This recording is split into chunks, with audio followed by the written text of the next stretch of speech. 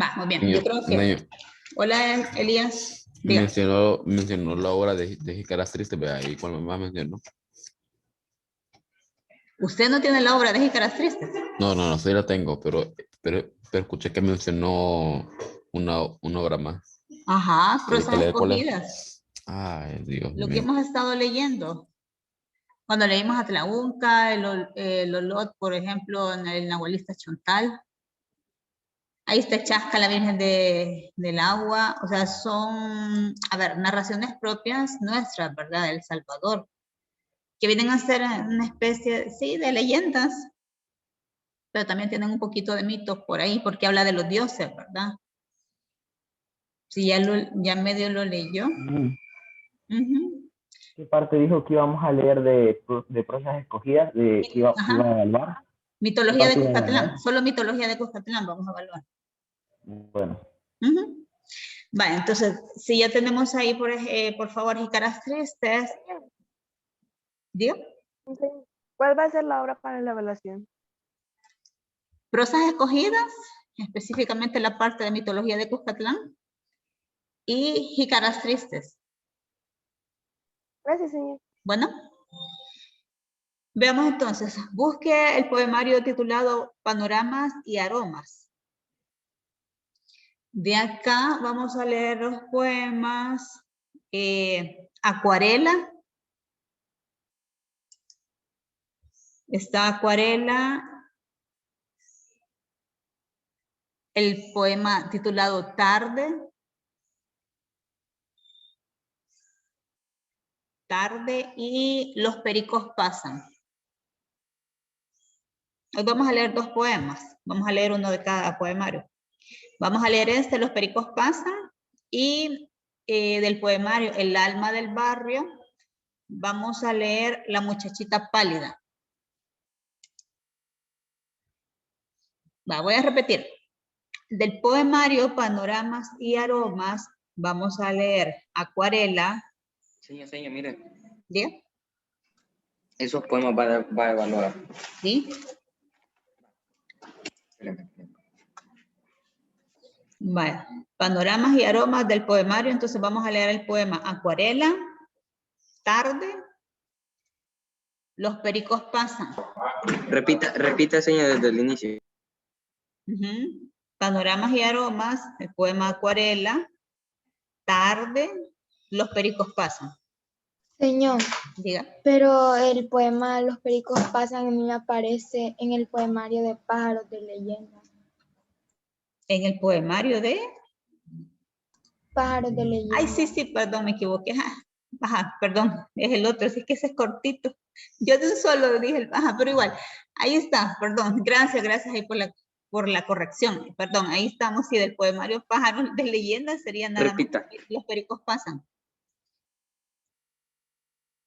A mí Repita. ahí lo que me interesa es que tenga los poemas. Diga. ¿Puede repetir? Ajá, del poemario entonces, Pájaros de Leyenda, vamos a leer el poema titulado Los pericos pasan.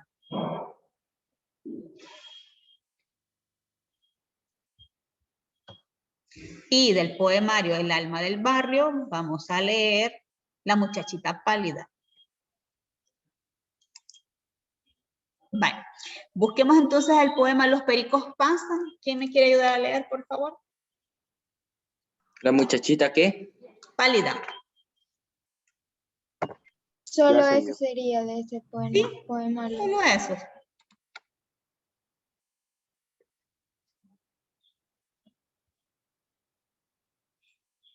Ya lo tengo, señor. Bueno, gracias. Comencemos. Señor, y eso está en Jícaras Tristes. En Jícaras Tristes, correcto. No, sí. Vaya, los pericos pasan. La tarde despierta de un sueño cuando la alegría, ligera nube despunta cantando. Una nube de alas, alegre nube, que baja, que sube. Son ellos, se alejan entre llano y cielo. Son las esmeraldas de un collar en vuelo. Bulliciosamente trazan una verde curva en el ambiente. Van a los palmares de ondeante abanico, ellos van a donde les apunta el pico. Se alejan, pero van tan juntos que más bien parecen renglones de puntos, y en un llano caen, así como cuando un árbol se está deshojando. Excelente, muy bien, gracias. Dice, los pericos pasan. La tarde despierta de su sueño cuando la ligera nube despunta cantando. Una nube de alas, una alegre nube, que baja, que sube. Son ellos, se alejan entre llano y cielo. Son las esmeraldas de un collar en vuelo. Bulliciosamente trazan una verde curva en el ambiente. Van a los palmares de ondeante abanico. Ellos van donde les apunta el pico.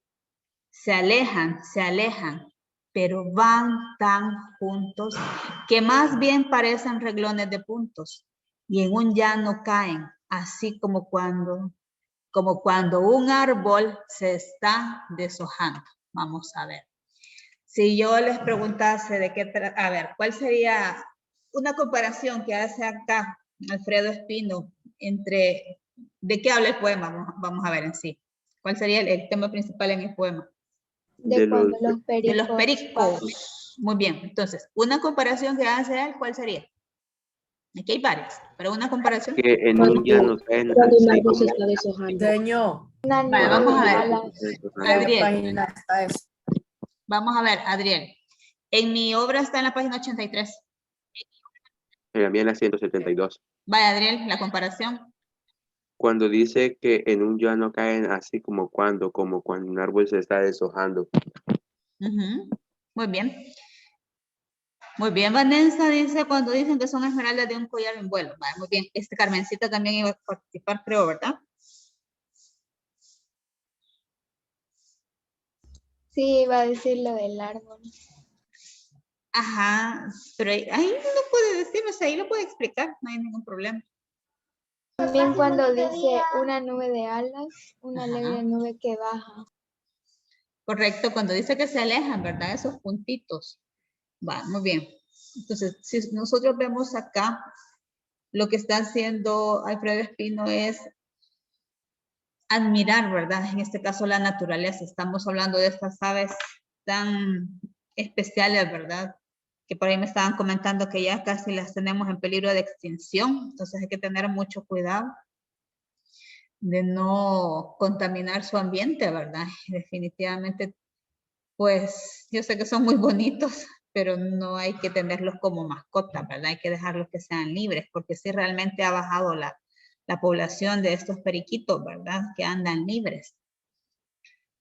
Señor, Y dice él, hola, y lo compara con la misma naturaleza. ¿Sí, Pablo?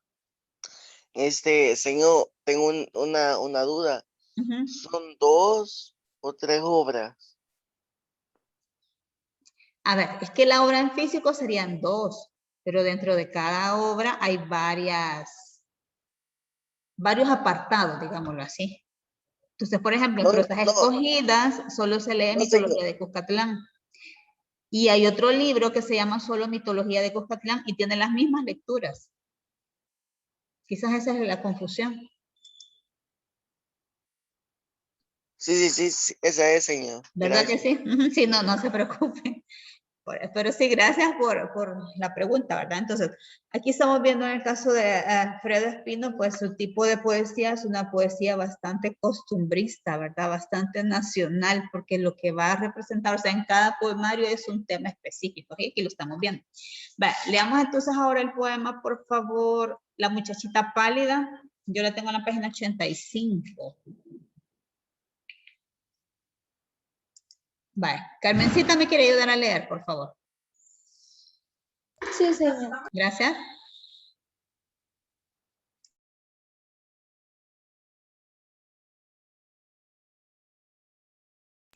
La muchachita pálida. Aquella muchachita pálida que vivía pidiendo una limosna de mesón en mesón. En un umbral la hallaron al despuntar el día, con la manita yerta y el muro el corazón. Nadie sabe quién era ni dónde venía. Su risa era una mueca de la desilusión. y estaba el sello amargo de la melancolía perpetuando en 2 hondas ojeras de carbón. En las carnes humanas dejó el hambre sus rastros. Lo miraron las nubes, lo supieron los astros. El cielo llovió estrellas en la paz del suburbio. Nadie sabe quién era la muchachita pálida. Entre tanto, en la noche triste y cálida, arrastrando luceros, sigue el arroyo turbio. Muy bien, gracias. Entonces dice, ¿de qué está hablando este poema? Vamos a ver. Sobre que encontraba una muchachita muerta que pedía Muy limosna. bien. ¿Sí? Una muchacha pobre. ¿Y quién era esa chica? Dice.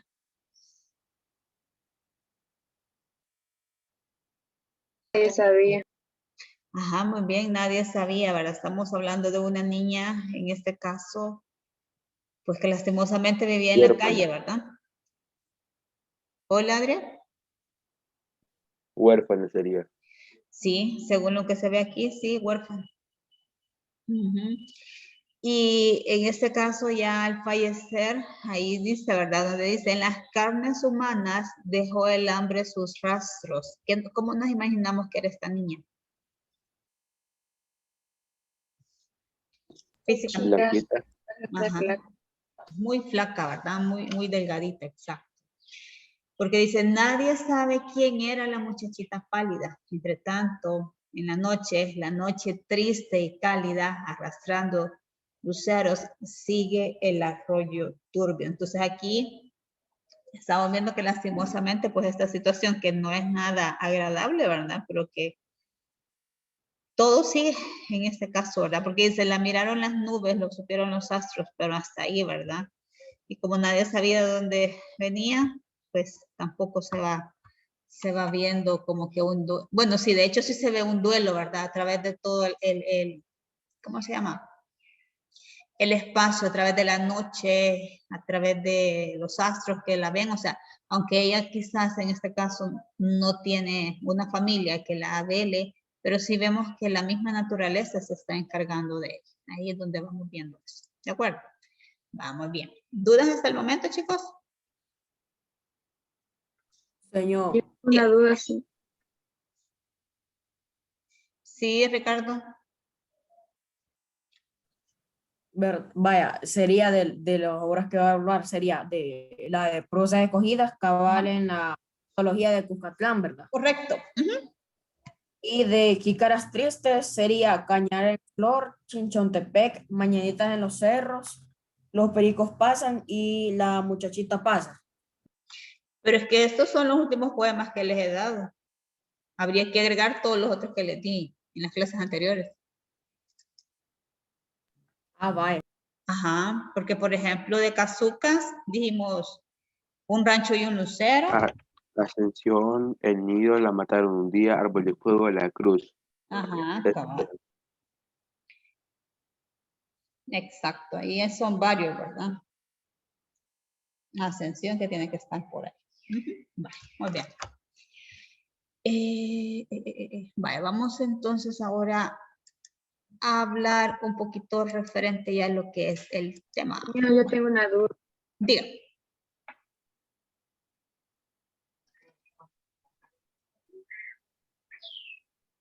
¿Sí? ¿Sí? Hola, ¿cuál es la duda? Tengo una duda. En la prueba nos va a poner fragmentos de los poemas y nosotros tenemos que identificar figuras literarias o de qué está hablando el poema, o no nos va a poner fragmentos y nosotros tenemos que recordar de qué se trataba el poema. Es análisis realmente de poema. Así como ahorita, bueno. Dependiendo de la pregunta, ¿verdad? Si les puedo presentar el fragmento o simplemente hacer referencia al poema. Porque como ustedes dicen en la obra, ¿verdad? O sea, ahí no hay... Es una evaluación con obra abierta, lo diríamos así, porque usted va a tener ahí la obra, entonces solo le puedo decir, bueno, por ejemplo, que en El Nido, ¿cuál es el mensaje que presenta Alfredo Espino? O en la estrofa 3. No, si es la estrofa yo se las escribiría, ya me acordé. Pero si hago referencia a todo el poema, no. Eso no, no se los voy a escribir porque ustedes tienen la obra. Gracias, sí. Vale, muy bien. ¿Alguien más tenía otra duda?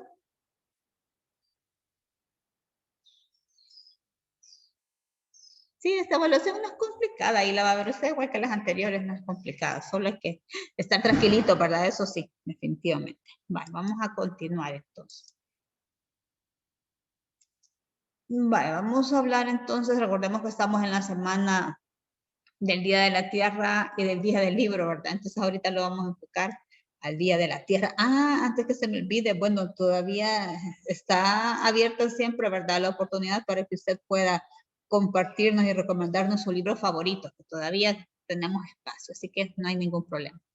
Miren, acá tenemos una imagen donde está un árbol, ¿verdad? Y en este árbol han colocado varios carteles. Y aquí dice, se busca monstruo, inmundo y malvado. Deja este rastro en las playas.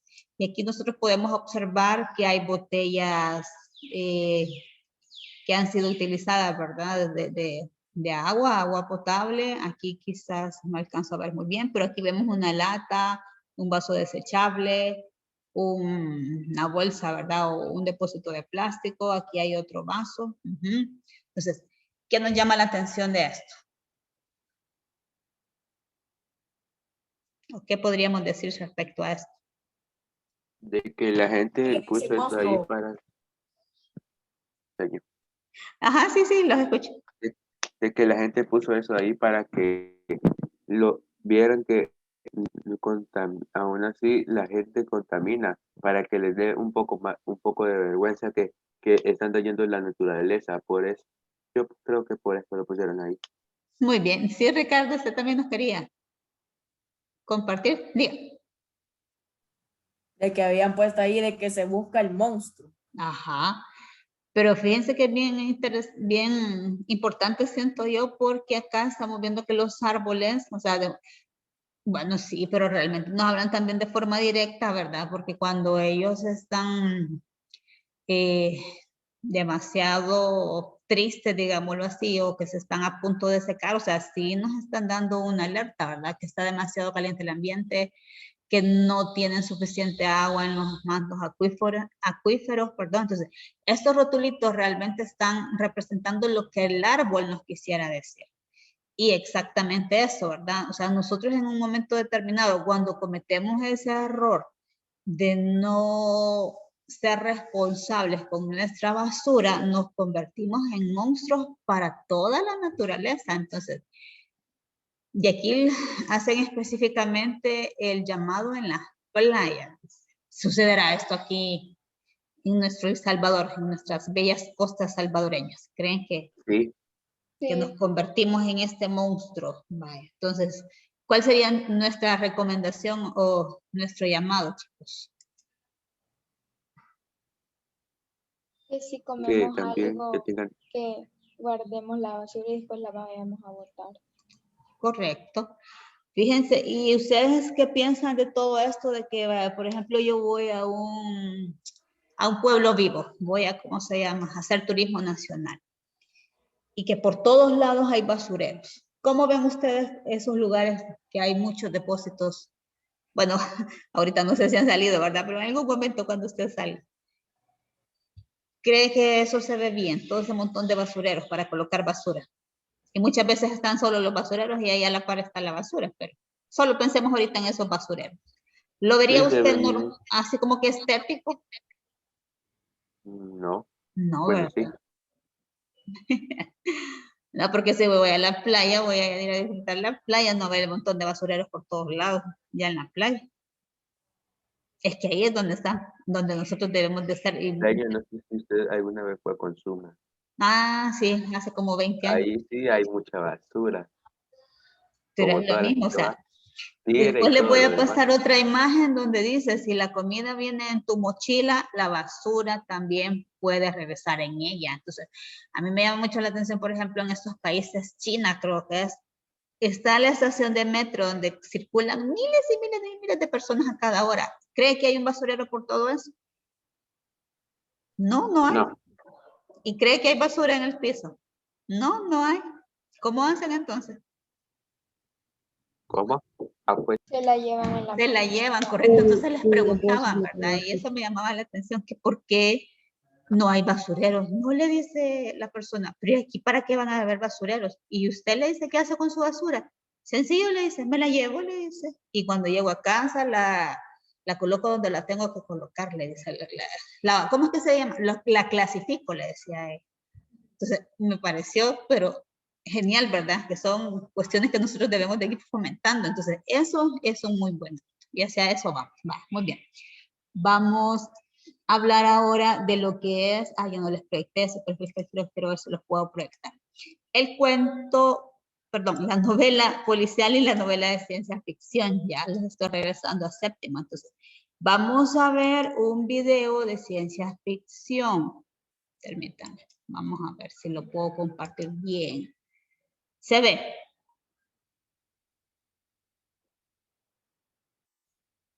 Todavía no he comenzado, pero vamos a ver ahora.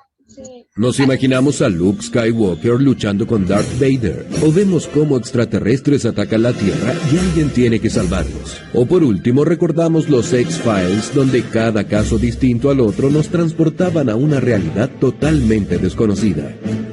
Si pensamos en los orígenes literarios de este mundo, probablemente debemos recurrir a Julio Verne y su Viaje al centro de la Tierra. Y tendremos un clarísimo ejemplo de lo poco probable dentro de nuestra realidad. Según Judith Merril, escritor canadiense ilustre en el género de la ciencia ficción, quien dijo que este mundo es la literatura de la imaginación disciplinada. Para Philip K. Dick, otro renombrado escritor, la literatura de ciencia ficción difiere con la fantasía en que la primera trata de aquello que la opinión general considera imposible. En cambio, la ciencia ficción trata de aquello que la opinión general considera posible bajo determinadas circunstancias. Aunque siempre hay que considerar el punto de vista crítico que presenta esta literatura frente al contexto en el que fue creada. Finalmente, Isaac Asimov es uno de los maestros de este género, de quien tomamos este ejemplo. El cirujano murmuró, con esa inalienable nota de respeto que un robot siempre usaba ante un ser humano: no estoy seguro de entender cómo o en quién debe realizarse esa operación, señor. El rostro del cirujano habría revelado cierta respetuosa intransigencia si tal expresión o cualquier otra hubiera sido posible en el acero inoxidable con un ligero tono de bronce. Andrew Martin estudió la mano derecha del robot, la mano quirúrgica, que descansaba en el escritorio. Isaac Asimov, las 3 leyes de la robótica. Otro ejemplo de ciencia ficción lo apreciamos en este fragmento de El cohete de Ray Bradbury. El cohete de plata se alzaba a la luz de la luna, y más allá del cohete, a un centenar de metros, las luces amarillas de la casa brillaban afectuosamente. Bodoni escuchó la radio familiar, donde sonaba una música distante. Durante media hora examinó el cohete y las luces de la casa, y los ojos se le achicaron y se le abrieron. Al fin, bajó de la máquina y echó a caminar, riéndose hacia la casa, y cuando llegó a la puerta trasera tomó aliento y gritó: ¡María! ¡María, prepara las valijas! ¡Nos vamos a Marte!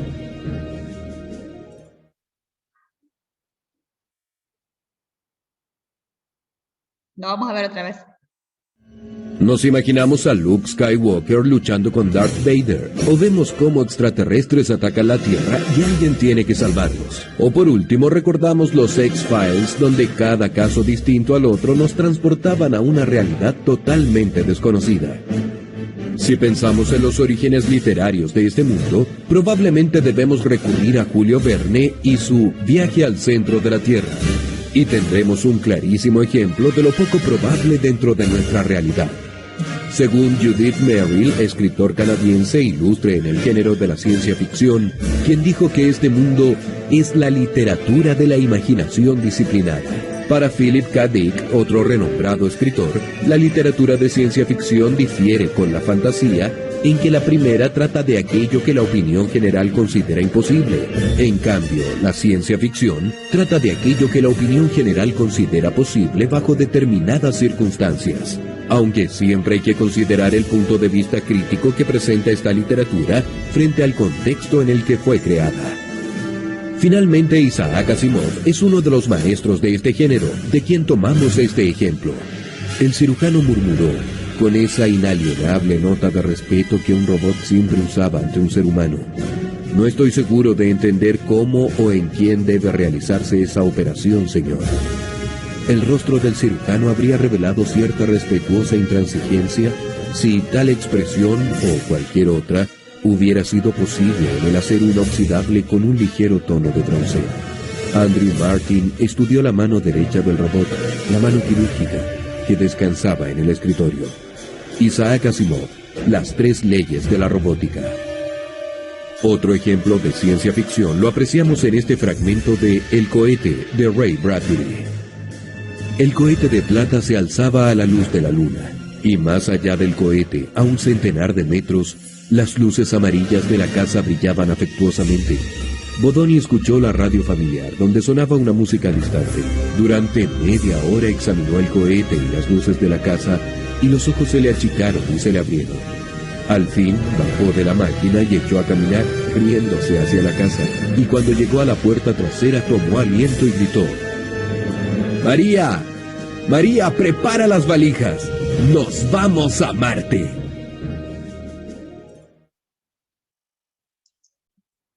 Vaya, hoy sí. ¿Qué les pareció? ¿Qué podemos decir de la ciencia ficción entonces?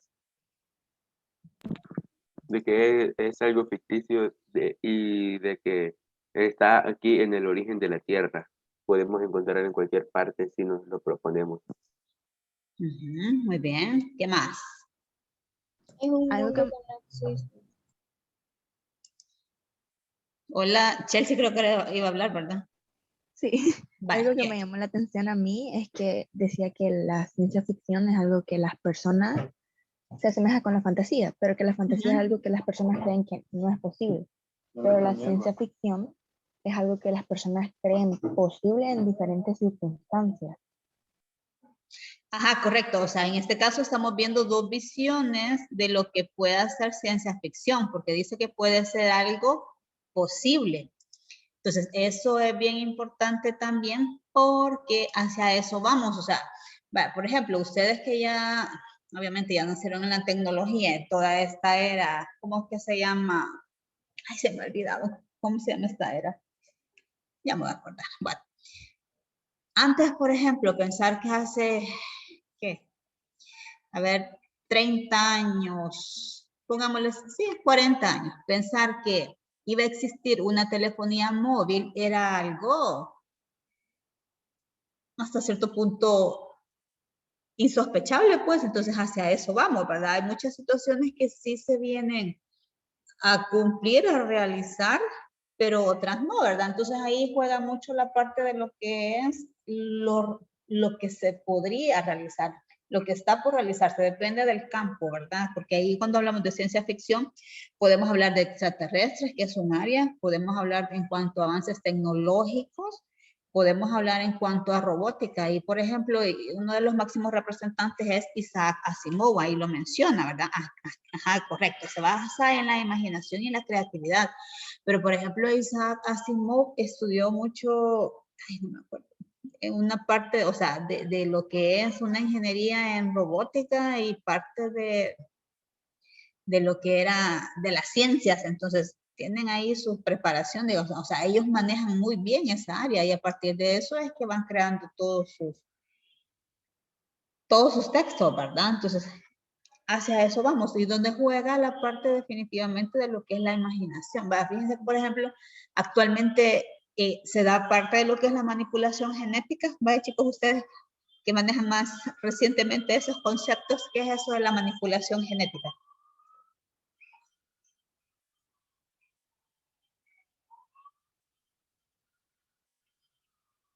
¿Para qué servirá lo de la manipulación genética?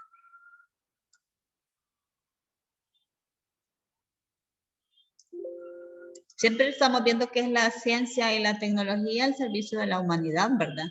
Y podemos estar hablando de mejores vacunas preventivas, que estamos hablando en cuanto a mejores alimentos, que hay unos,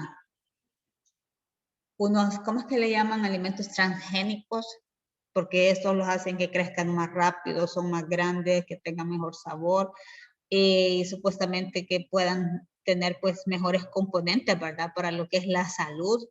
Y vemos versus lo que son los alimentos orgánicos. Usted en algún momento va al súper y le dice, ¿verdad? Por ejemplo, usted va a la zona de verdura, ¿verdad? Alimentos 100% orgánicos. Cuando dice orgánicos, ¿a qué se refiere?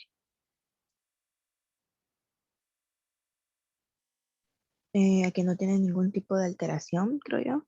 Correcto, que están dentro del proceso normal y natural, ¿verdad? Que si estamos hablando que son los tomates, pues son cultivados en tierra, no en ningún vivero ni nada de eso, exacto. Entonces ahí es donde vamos viendo también esa parte. Vamos bien.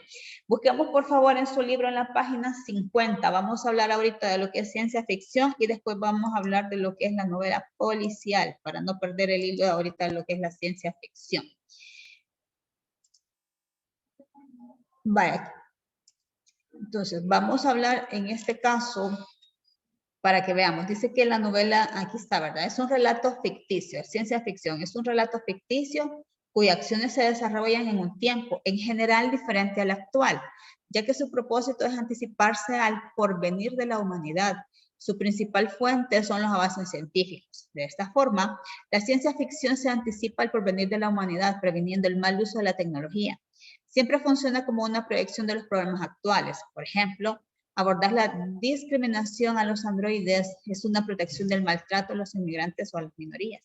Los temas más usados en este tipo de novelas son, tenemos ahí, la ciencia y la tecnología y sus posibles efectos. Aquí vamos, bueno, existencia y contacto con civilizaciones extraterrestres, viajes a mundos distantes en el tiempo y estados totalitarios mundiales y controles ideológicos de los individuos. En el caso, por ejemplo, de cuando nosotros leímos Fahrenheit 451, este entraría en esta parte de estados totalitarios mundiales y el control ideológico de los individuos. ¿Por qué entraría dentro de esta parte? Recordemos que aquí donde dice el control ideológico de los individuos es la parte exactamente donde a ellos se les ha condicionado de que leer un libro es un delito. ¿Y eso qué pretende? Pues tener control de toda la humanidad, ¿verdad? Un gobierno totalitario. Aquí estamos hablando un solo gobierno que valga la redundancia, que va a gobernar todo el mundo. Entonces, eso es lo importante. Tenemos la ventaja que ya leímos Fahrenheit, ¿verdad? 451. Dentro de esto, pues aquí tenemos la evolución y los autores, y ya vamos a hablar un poquito de estos autores. El origen, dice, la pionera en la ciencia ficción es Mary Shelley, con su novela Frankenstein o un moderno Prometeo, con su dilema entre la moral y la ciencia, ¿verdad? Si aquello realmente pues es correcto o no es correcto. Los precursores, dice, la crítica social escondida en los mundos posibles, por ejemplo, los viajes de Gulliver, de Jonathan, no sé cómo se pronuncia, el optimismo por los avances tecnológicos y sus problemas, por ejemplo, con las obras de 20.000 leguas de viaje submarino y de la Tierra a la Luna de Julio Verne. El temor por el destino de la humanidad por una amenaza externa, por ejemplo, la guerra de los mundos, o la misma ciencia, la máquina del tiempo, ambas, de H.G. Wells. Aquí, la guerra de los mundos, está la película también. Bueno, esto también, ¿verdad, chicos? De la Tierra a la Luna, no recuerdo que está la película también. No sé si alguien ya la ha visto. No, bueno. Aquí algo, ya en el siglo XX, ya los temas también que vienen a darle ese empuje a este tipo de novelas, tenemos los avances científicos. En este caso, por ejemplo, Un Mundo Feliz de Aldous Huxley. Aquí estamos hablando que se da esta parte de la manipulación genética, en donde las personas son creadas de acuerdo a la necesidad que tiene el gobierno autoritario en este caso. Si necesitamos solo obreros, si necesitamos solo personas que van a cultivar la tierra, si necesitamos personas que van a trabajar en fábricas, las crean. Es un tema bastante controversial, ¿verdad? Hasta cierto punto, porque pues ya llegar a ese nivel donde las personas no nacen por los métodos que nosotros conocemos, los métodos naturales, ¿verdad? Sino que se crean, pues ya ahí estamos muy, ¿cómo decirles en este caso? Parcial, ¿verdad? Hay mucho enfoque en lo que es la ciencia y perderíamos de vista definitivamente la creación perfecta de Dios, ¿verdad? Y ahí se cuestiona toda esta parte. Va, muy bien. De ahí tenemos, dice, la visión de la humanidad como una potencial civilización interplanetaria o galáctica. Por ejemplo, en estas novelas, Fundación de Imperio, de Isaac Asimov, Odisea Espacial, Contacto. Hay una película animada que se me ha escapado el nombre, que trata también de esta parte de ciencia ficción, donde sale Wall-E. ¿Cómo es que se llama la película? O Wall-E, sí, ¿verdad? Wall-E, así se llama. Es Wall-E. Así se llama. Ah, vale, muy bien. Entonces ahí se ve, ¿verdad? Se recuerdan que ningún ser humano está en el planeta porque nos hemos acabado todos los recursos, ¿verdad? Y este robotito lo que está haciendo es empaquetando toda la basura que hemos generado hasta que logre encontrar una plantita. Y mientras tanto ya estamos en el exterior, todos los humanos viviendo, ¿verdad? Bien interesante. Y hacia eso va, ¿verdad? La visión de la humanidad. Y ahí es donde ya estamos viendo cómo quieren hacer los viajes a Marte, ¿verdad? Para ir a estudiar y ver si se pueden establecer ahí un montón de cosas. Ray Bradbury, ese escritor es bastante importante, ¿verdad? Como un pionero de lo que es ciencia ficción.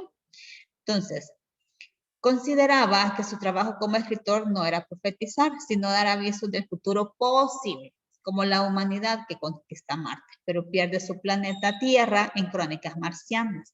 En Fahrenheit 451, donde los libros están prohibidos y son quemados, refleja la represión de las ideas. En ella puso de manifiesto el poder de los medios de comunicación y el excesivo conformismo que domina la sociedad. En 1988 fue nombrado Gran Maestro Nebula por la Asociación de Escritores de Ciencia Ficción de Estados Unidos, y el asteroide 9766 Bradbury, descubierto en 1992, fue nombrado así en el 2000 para honrar al autor. Miren qué bonito cómo lo recuerdan a este autor importante. Y vamos a hablar entonces de lo que es ahora la novela policial.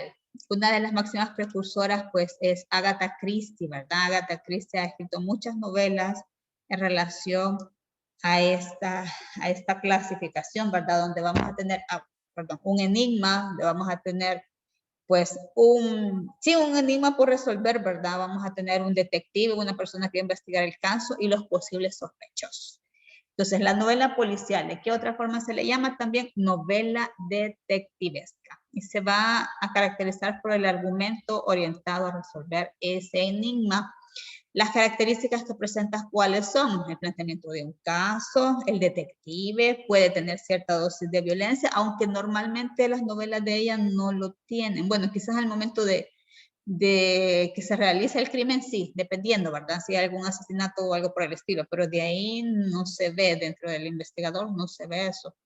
La investigación, ¿verdad? Que va a seguir un método, la observación, el análisis y la deducción, y la solución que da el detective al final de la historia.